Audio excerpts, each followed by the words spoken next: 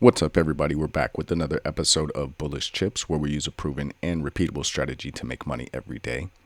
This channel happens to focus on the Bullish Semiconductor ETF, which goes by the ticker symbol SOXL, but the charting method and the trading method that we use can be implemented with any company that's traded in the US stock market. So make sure you hit that like button if you enjoy this video. It really helps the channel grow. Thanks again to all those who continue to tune in. If you haven't already, make sure you hit that subscribe button and that notification bell as well. That way you're alerted to when we release new videos. We do release bonus content from time to time, but the nightly and weekend videos that we do release, like tonight's video, they focus on identifying triggers and targets for trades ranging from scalps and intraday trades to long-term swings or leap trades. So if you want a deeper dive into how we set up our charts, the broadening formations, the color coding for different time frames, things of that nature, make sure you check out those bonus content on our YouTube page. Got a couple of videos that dive deeper into that for you. And if you want a quick reference for the strat, there is a free PDF for you in the description of this video. So I do encourage you to watch the full video because, along with the triggers and targets, we give some pretty good insight into the price action on all time frames. So let's go ahead and take a look at the agenda for today. We'll go ahead and recap the price action from Friday, December 12th, and then we'll zoom out to look at the week, month, quarter, and year like we always do. That way we can keep level set and not be too locked in on those small time frames. Then we'll take a look at the market maker's expected move for the week of December 19th, and we will zoom back in after that to set the 4-hour markers and the triggers and targets for Monday, December 15th, the week of December 19th, and then we'll review the triggers and targets for the month, quarter, and year. So looking at the chart, intraday 5-minute chart like we always do, or like we always start out with, we had a pretty big day today, right? Very big to the downside. And this is what we talked about in the previous couple days of videos. Again, we didn't predict that this happened. This isn't an I told you so. We state it more than once. We're not in the game of predictions, but what we do is set triggers and targets for both sides, to the upside and downside, so that we're prepared for whatever happens. And today we finally had a nice trending day. It's been kind of flat week really, with the range that we've been trading in, and today we got a nice break to the downside, a nice trending day that allowed us to pick up really nice profit this today actually. So let's take a look at the chart here. We can see the 4-hour markers. We've got the overnight high at the top of the page, previous high at day. The previous price level 1 is the opening print. Overnight low here, right around the opening print, and then we've got previous low a day down here. Now, a couple of levels that we'd like to mention. Obviously, the week flip right here at 47.56. So if price is above this level, the week is green. Price is below this level, the week is red. That speaks to time frame continuity. When it's above, then we have the week, month, quarter, and year that are green. When it's below, now we've got the week red, and then the month, quarter, and year green. And so now there's a conflict of time frames.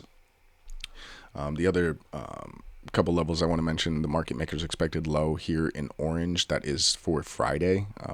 If you're not familiar with that move for the Friday, if you're not familiar with the Friday market maker's expected move, make sure you check out the Thursday night videos where we go over that. And then the purple market maker's expected move low here at the bottom of the chart, that is for the week. Again, if you're not familiar with our color coding, make sure you check out the bonus content on our YouTube page. Orange lines are always referring to day markers, and the purple are always referring to week markers. So there you have the market maker's expected move low for Friday, and then the low for the week. So if you're familiar with this channel, this is gonna, it's a repeat every day we talk about it. But if you're not familiar with this channel, this is the proven and repeatable strategy that we use, not only for scalps, especially at the beginning of the day, but to get early entries into a larger trending day. Is we look for higher lows at or above the opening print to get into calls, and we look for lower highs at or below opening print to get into puts. If you get into the calls, then obviously overnight high, previous high a day are your targets to the upside, and if you get into puts, then overnight low and previous low a day are your targets to the downside. Obviously, we've got, if price makes it to those two targets and continues on, then we have triggers and targets set up for further for higher time frames that we'll get into later in this video. But for all intents and purposes of the repeatable strategy and proven strategy. It's looking for higher lows at or above opening print to get into calls and lower highs at or below opening print to get into puts. And today was a great display of not only how you could have scalped with this rule, but also made a pretty big, full day trade. Right, so we have the opening print up here at 46.92, just right in that cluster of support that we've been talking about for a couple of days. We've got last year's 50% level right here in this white dashed line, just slightly below last week's high, this solid purple line. Right, so we open. Not only do we open at the overnight lows essentially, but we open at the market maker's expected move low for the day, right? So any further break is probably going to cause people to start selling off more, right? So it's a bigger move than expected. We had ABGO earnings last night that they did the same thing as Oracle as far as what they did to the market, causing things to go down. Not a very good earnings report. So keeping that in mind too, we had the open, a slight push down and a bounce off the market maker's expected move low. I was actually kind of ready to grab some calls at this point for the, more the risk reward factor of just taking the market maker's expected move low and the overnight low at last year's 50% level as basically a support level, and seeing if we could get some money getting back to the previous high a day or overnight high. But if we take a look, let's go to the internals. If we take a look at the internals, especially like the tick early on, because this is the fastest moving internal we have, you can see we opened basically at the zero line and just we're going straight down. So once we looked at that, the call was kind of off the board right there, and you start switching your mind to, all right, now, could we possibly test last week's 50% level? That's this dashed purple line, and we talk about how important that is every week in our videos. How we react to this level, especially if we test it early on in the week, generally gives us a good idea of how the rest of the week will go. In terms of, in this case, we're at the end of the week, so how we react to this level might be an indicator of how we, at the very least, start next week out. So do we hit that 50% level and bounce? Do we hit it and move sideways? Do we hit it and just fall through it?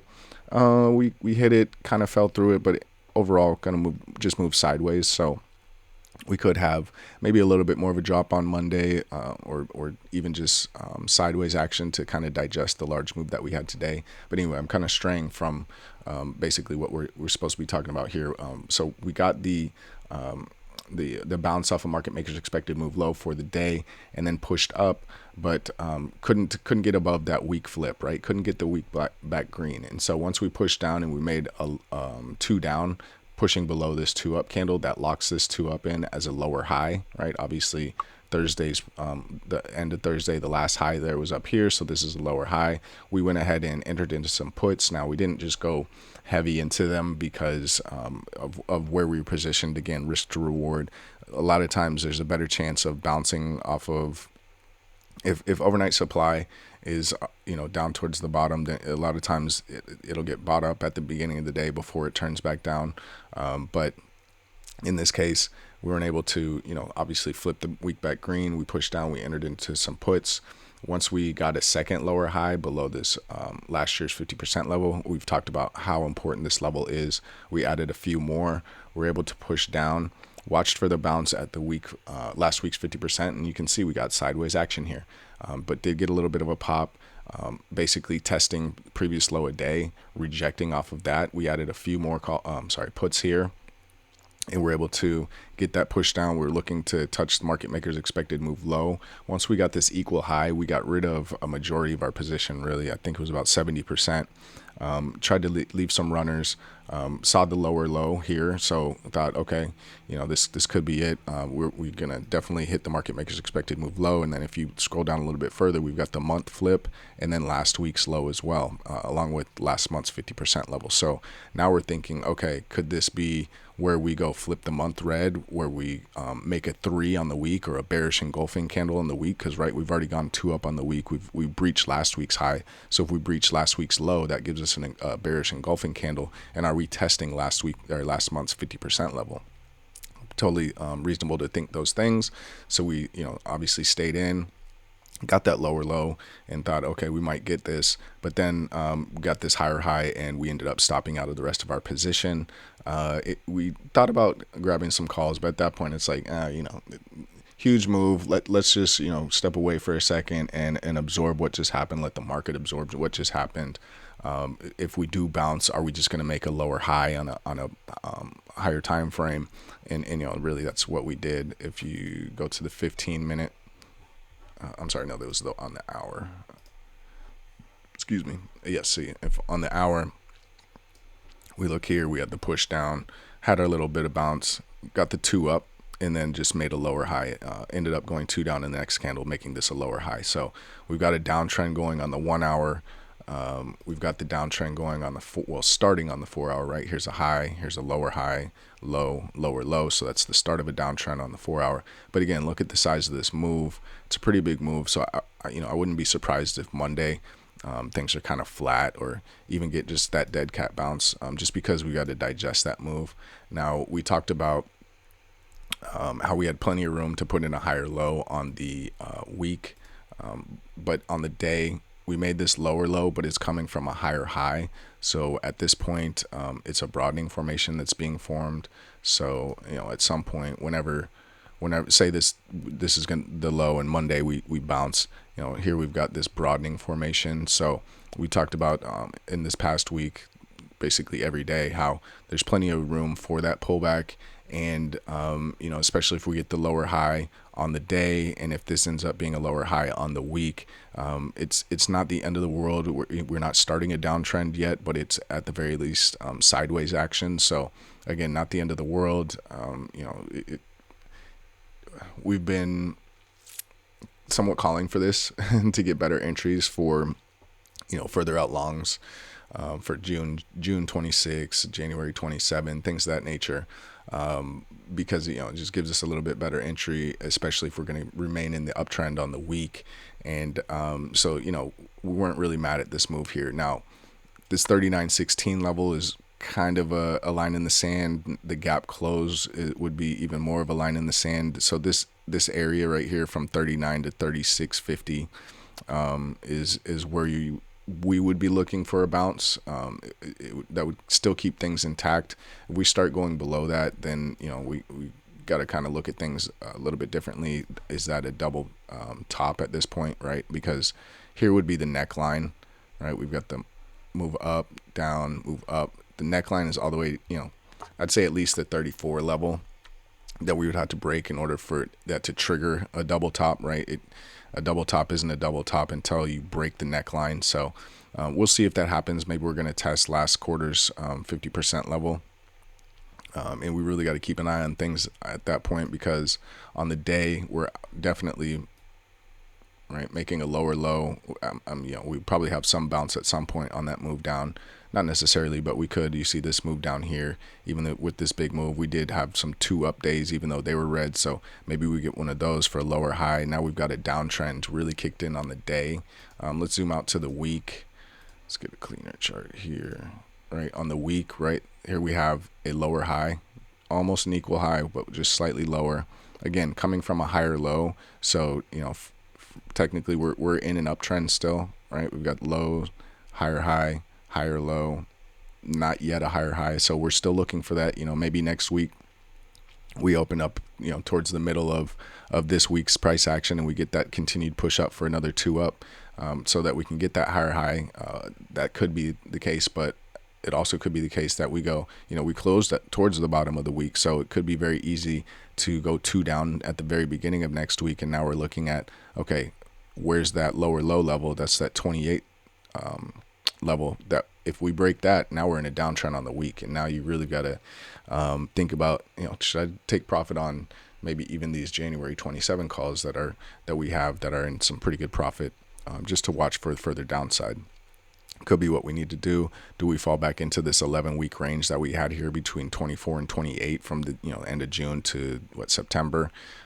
Could we have another situation like that where we move sideways here for a few weeks? Possibly. It gives us a bigger range, a little bit better range to play with when it comes to selling calls and buying puts at the top and buying calls at the bottom. It gives you a larger range to work with. But Right now we've just got to keep an eye on. We really want to make that higher high to lock this in as a continued uptrend.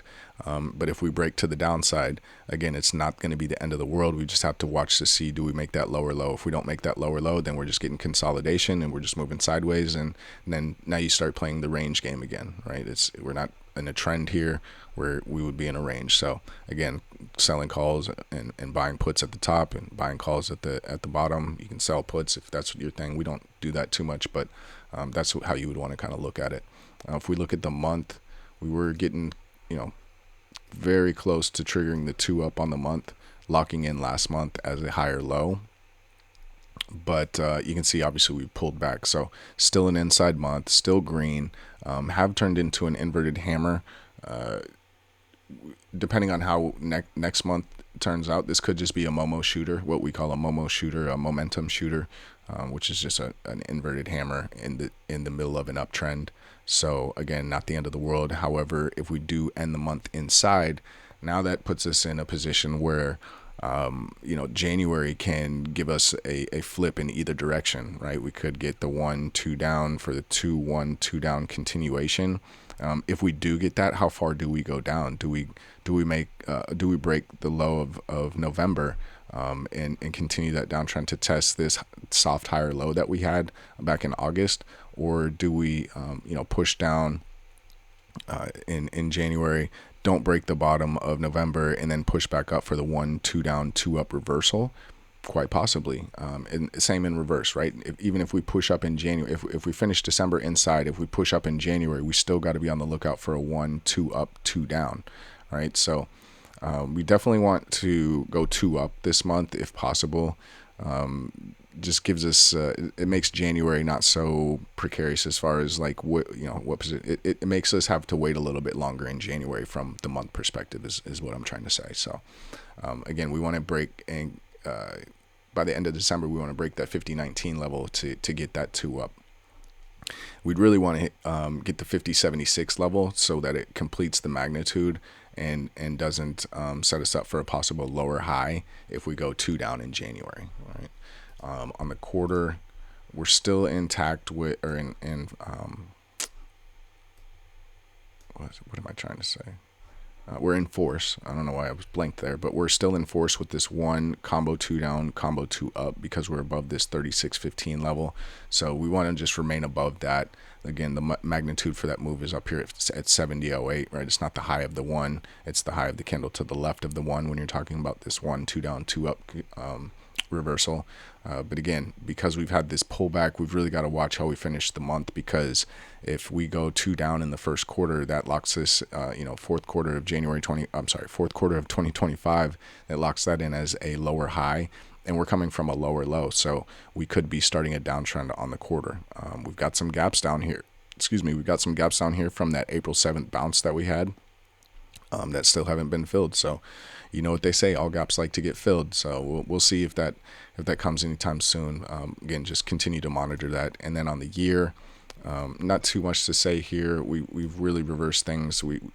Beginning of the year, we triggered this 1-2 up 2 down, but we're able to make a higher low. So we just want to continue to finish, kind of like how we are here, or even better.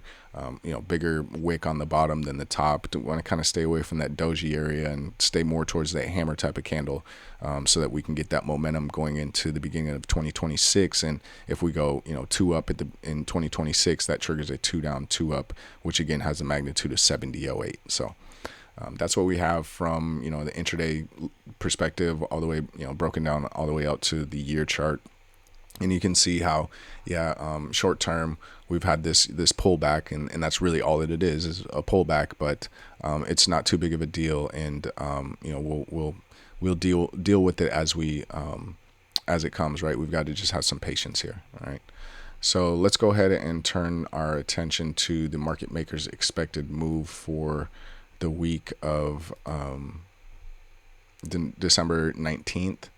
And actually, I forgot to move the levels here, but let's go ahead and let's go to this chart.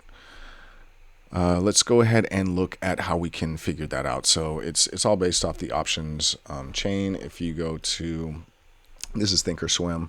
So if we look at the options chain for December 19th, if we go over here to the right, we've got this plus or minus number in parentheses. So we've got plus or minus 4.977. That's basically plus or minus $4.98. So, we take and look at the close price, 41.71. You add $4.97 to that. You subtract $4.97 from that, and you've got the range for what the market makers expect price will be within for the next week of trading. So if we go to our notes here, we went ahead and put it in, right? We've got $4.98 as our plus or minus number. That would give us a range of 46.69 to 36.73. So let's go ahead and change that on our charts. Sorry, I should have done this. Didn't do my homework, but that's all right. All right, and let's go to our scalp chart and do the same. And our midterm swing chart. All right, so that's our market maker's expected move high, and the low is 36.73. Let's go ahead and change that up. Again, apologies for not doing this sooner. That is on me. Usually have this done, but it's all right. It doesn't take long.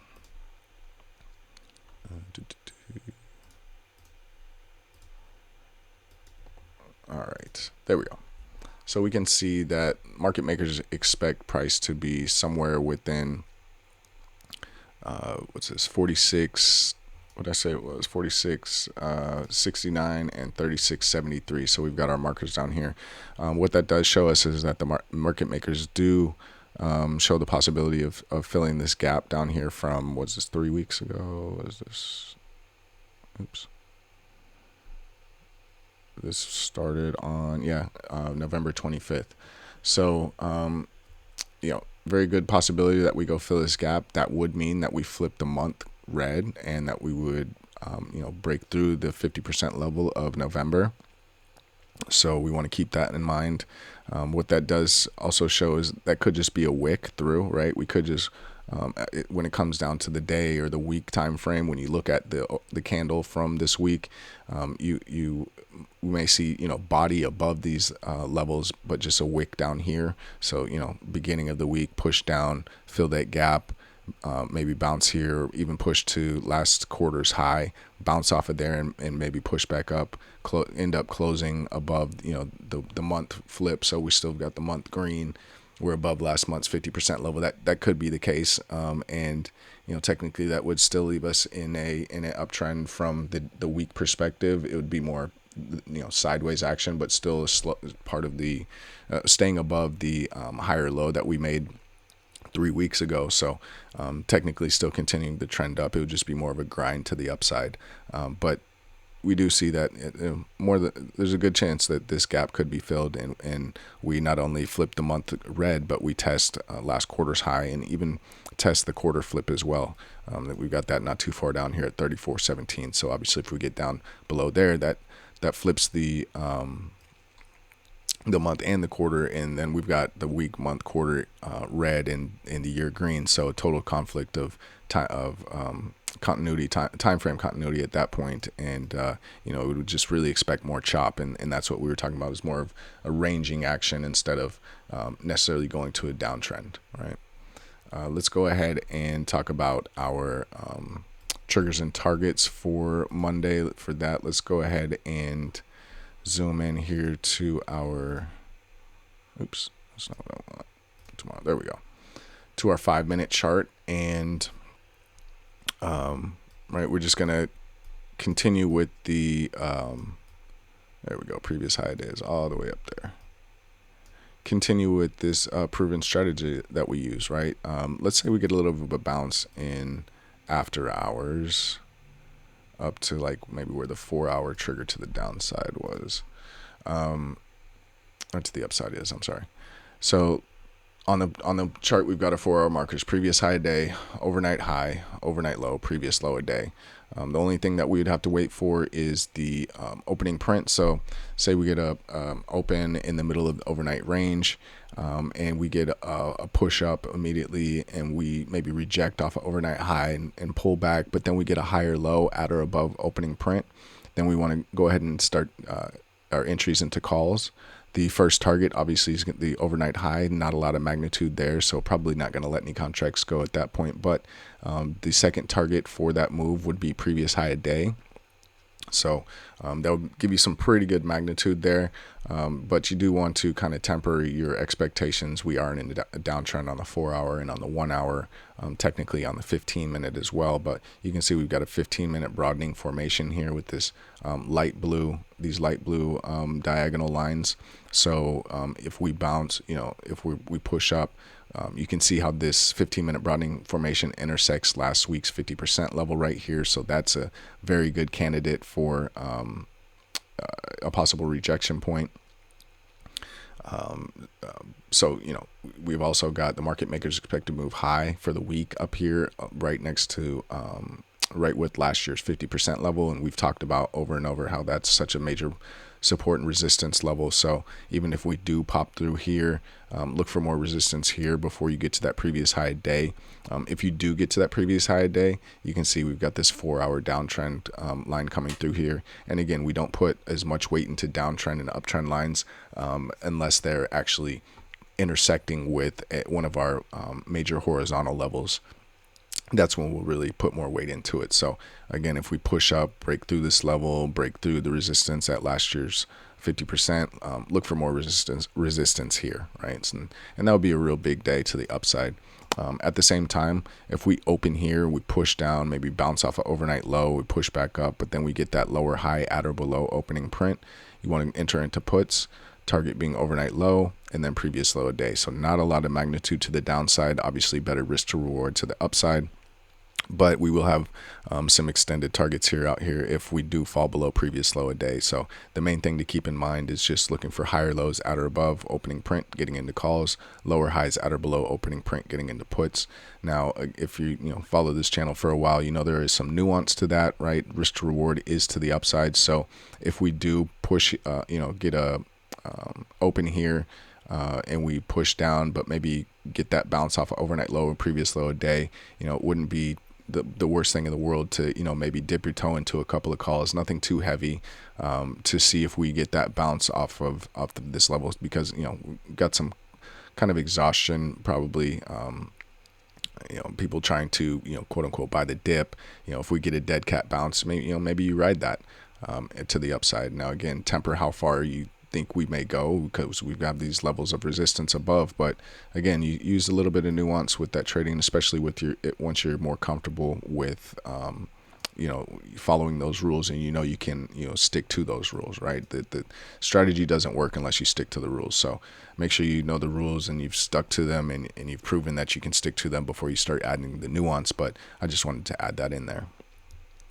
If we go out to the 4-hour chart, look at something for more of a longer day trade type of thing, we do have this lower high, lower low on the 4-hour, right? So we've got this downtrend line here.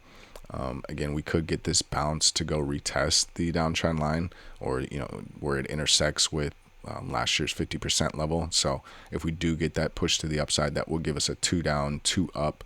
Again, that trigger is at the high of the second 4-hour candle from Friday, and the magnitude obviously being Friday's high a day, or the high of the first 4-hour candle, right? Again, we're running into that downtrend line there, so perfectly reasonable to expect some more resistance. Again, we've got this weekly broadening formation coming through here as well. You can see how that's acted as resistance, along with the last year's 50% level, right? Resistance, resistance, resistance, resistance, resistance, resistance, resistance, a little bit of support, right? So that's a major level that we're going to be fighting over once you get there. Now, if we just continue to the downside, we'll have the 2 down, 2 down continuation, triggering obviously at Friday's low a day, and we've possible bounce point here where the month flip and last month's 50%. This month's flip and last month's 50% level are. If we continue to break through, obviously we've got the gap to the downside, and you can see where the market maker's expected move low is. So those are how you can look at it from both sides, from the 4-hour chart on the day. We have put in a lower low, but again, it's coming from a higher high. So looking at a broadening formation situation here, right? We broke through this 4-hour broadening formation. You can really take that off the board there, but looking to see where we bounce. Do we get that support here at this month's flip, last month's 50% level, fill that gap, or do we come all the way down to this broadening formation here, right? And that would line up with the 38.2 fib extension of the April 7th bull flag that we've bounced from. So very reasonable to think that we could come down to the daily broadening formation, seeing how we're on the day chart. All right. So if we take a look at our notes, so we can see the hard numbers, right? Again, this is Monday, December 15th. 11 trading days left in 2025 on Monday. Close price on Friday was 41.71. We know what it takes for the month, quarter, and year to flip because those are we're still in those, but we have yet to start the new week. So we will put that on our notes here on Monday.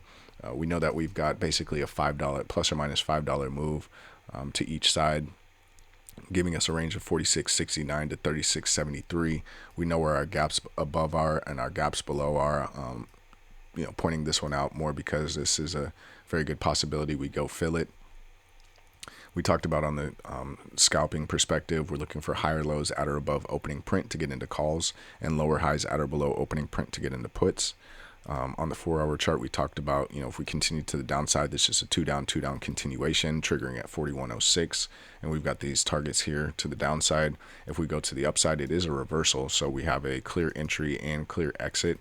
But seeing how we are in a downtrend, we've got to have some intermediate targets here. Just because this move is about a $3.50 move in the face of an uptrend. So it's very reasonable to think that we could reject it and make a lower high. And these are the levels that we say that we think are possible for the lower high levels. On the day, again, if we go to the downside, it's a two down continuation triggering at that 41.06 again. And then we've got our targets to the downside. To the upside, that triggers a two down, two up reversal, giving us a very clear entry and very clear exit, triggering at 47.38. And should the strat finishes at 48.90, should we go past that, we have our extended targets here as well. We won't go back to the charts for the week, month, quarter, and year. Actually, this should be black because we don't know if it's going to be green or red yet. But we do know if we go to the downside, that triggers a two up, two down reversal. Not the largest magnitude, I would say, for a week chart, but it does trigger at 41.06 and have a magnitude of 39.46. And if we continue past that, we've got some extended targets listed for you here. If we go to the upside, that is a two up continuation inside of a combo two down, combo two up. So that triggers at 50.09. Again, not a lot of magnitude there. Magnitude of that move is 50.76, but that would give us the higher high on the week. And locking in the higher low from 3 weeks ago and continuing the uptrend instead of getting into sideways ranging action, right? And then, of course, if we get above that 50.76, we've got our extended targets here. We're still inside on the month, but we are green. So we still have the possibility of triggering the upside or downside. If we go to the downside, that's a two up, combo two down. We've got to get all the way down to 28.12 to trigger that. So again, a long ways to go, but we do need to have that on the chart. Seeing how we're having this pullback and a possible lower high on the week, we do need to have our triggers and targets to the downside on the month still set up. Now, if we go, if we breach that 50.19 and make that higher high on the week, that does trigger the two down, two up on the month. Again, magnitude is not that large. It's 50.76, but we've got our extended targets here if we continue to push up. Again, we talked about on the quarter, we triggered the, we ran the strat of the two down combo two up, which then triggered the one combo two down two up at 36.15. So as long as we're above there, we're okay. We just want to continue to monitor the pullback that we are in. And, not too much to say from the quarter. Same thing on the year, other than the fact that we do want to, continue to push up through the end of the year so that we can finish definitely green and not a doji, finish with the, bigger wick on the bottom than we do on the top. If we even have a wick at the top, it would be real nice to close at the highs of the year, at the end of the year, giving us the, best possible chance of going two up in the first day of January 26 and triggering that two down, two up with that magnitude of 70.08. So, yeah, there you go. Those are your triggers and targets for everything from a scalping perspective all the way up to the 1 year chart. We really hope you enjoyed the video and got some good information from this. If you have any questions, let us know in the comments. We love interacting with you guys. Even if you don't have questions, you just have a comment, things maybe how we can do a little bit better here, talk a little bit less there, things of that nature. Definitely let us know too as well. We're always open for some constructive criticism, right? But anyways, this is your weekend video, so there's a few different days that you could be watching this. We'll go ahead and end the video here and just say thanks again. Give us that thumbs up if you've made it this far. It's free, but it really helps us out, helps us know where our reach is going and how well we're helping people. It really helps the channel grow. It's a free channel, so we're just asking for a free thumbs up. But anyways, whenever you're watching this, whether it's Friday night, Saturday, Sunday, we hope you get some good rest Sunday night and wake up refreshed on Monday morning. If you're watching this Monday morning, we hope you had a great weekend and had some good rest on Friday night and you're feeling refreshed this morning. And we look forward to getting out there and trading with you.